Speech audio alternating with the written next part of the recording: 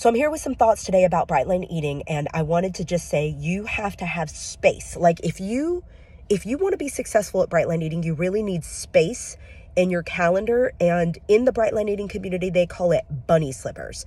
And what that means is essentially you need to have the bandwidth, you need to have the freedom in your schedule, you need to have the mental capacity to start this new way of eating, especially if you're new to this program. For me, I'm lucky that I have done it a lot. Like there have been many days in my life that have been bright. So for me, it's old hat because the habits are in my brain, so I can just quickly execute it. I know what to do. For me, it's just having the space in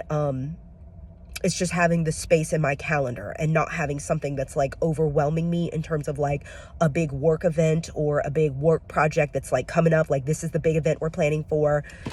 And just having the space is something that you have to determine for yourself. And it may not be the right time for you. It may not be the season in your life to do bright line eating. For me personally, what I tell people is that it's very hard for me to stay bright because of the lifestyle that I live. I have a 4-year-old son and my husband's a flight attendant, so he's gone half of the week. So I live like a single mom.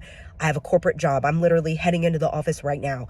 And my corporate job is like hardcore. You know what I mean? Like I work overtime and I have an active social life. I have a blog and a YouTube channel that takes time. It's bandwidth to create videos, and just to have that steady stream of publishing content. That's work, that's effort. It takes time and commitment. And so putting food as a priority, especially when I'm trying to get bright and like resume after like being binge eating mode for a while, it's effort and it's bandwidth and capacity. It's like mental energy. And so I just have started being bright again after weeks of binge eating. Today is day 4 of being bright. And I do version 2. If you don't know what I'm talking about, see my previous videos where I talk about bright line eating version 2. For me, it's not official. The company does not endorse this. Version 2 is just I shouldn't say they don't endorse. They just don't publicize that you can add food to the bright line eating weight loss plan. Me on my channel, I'm very passionate about letting people know that yes, you can add food, and I strongly encourage it, especially if you suffer from binge eating disorder. In my opinion, the weight loss plan doesn't have enough protein. I think they should add at least one more protein if you're under the age of 65, especially if you're active, you've got to have more protein. So anyway, but for me, I just got bright again, and I was able to do it because I had the space, because I knew I didn't have a major work project, because I knew I didn't have any trips or travels coming up. I knew my husband was going to be home for 3 or 4 days in a row, which helps with childcare.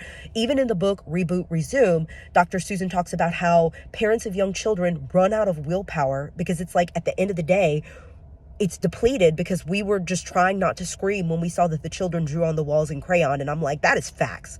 I felt so seen when I read that. I was like, oh, I feel seen because that is my life. And I'm lucky that my kid is smart and he's not like a crazy kid or anything. Like, no offense. I don't want any parents to feel like I'm calling your kids crazy. I'm not. But for me, I'm lucky that he's pretty obedient and he's fairly an easy child, but he's very talkative and he wants a lot of attention, and it just takes my energy, it takes my focus. So anyway, I just had to come on here and say I'm finally bright again. I'm happy and thankful for that. I'm sending y'all so much love and just reminding y'all to put the space on your calendar and maybe choose to do bright line eating when you have the capacity and the bandwidth to get to it. You've got to have those bunny slippers on, and because it's an effort. It's an effort until you get used to it. All right, sending y'all love. Bye.